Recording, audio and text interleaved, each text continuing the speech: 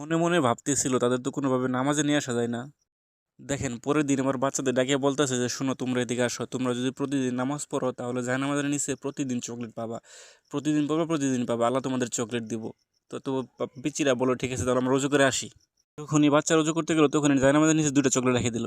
Chocolate রেখে নামাজ পড়লো, একসাথে নামাজ পড়ার পর দেখেন বাচ্চা নামাজ শেষ করে জায়নামাজের নিচে হাত দিয়ে দেখে চকলেট, সে তো মুয়া খুশি চকলেট পায়া। পরের দিন আবার সে সেইভাবে চকলেট রাখলো জায়নামাজের নিচে। বাচ্চারা একে একে নামাজ পড়লো, দেখে চকলেট, সে তো মুয়া খুশি। পরে আরেকদিন হঠাৎ করে নামাজ পড়তেছে, পরে তার চকলেট রাখতে মনে নাই। সে বলতেছে আল্লাহ, আমি তো রেগুলার চকলেট দিছি, এখন যদি চকলেট ওরা না পায় তাহলে ওরা কি ভাববো, আপনার বিষয়টা কি আল্লাহ, আল্লাহ আপনি রহমত করেন। সুবাহান আল্লাহ, আল্লাহ কত মহান। দেখেন আল্লাহ তাই কিন্তু চকলেট রাখে নাই, কিন্তু আল্লাহ দেখেন চকলেট দিয়ে দিছে ভাই। আল্লাহ কত মহান। আল্লাহর উপর তাওয়াক্কুল করলে, আল্লাহর উপর ভালোবাসলে আল্লাহ অবশ্যই আপনাকে দেবে। সুবাহান আল্লাহ, আল্লাহু আকবার। অবশ্যই ভিডিওটা শেয়ার করবেন। দেখেন এর চেয়ে ভালো ভিডিও আর কি হয় ভাই, অবশ্যই শেয়ার দিন।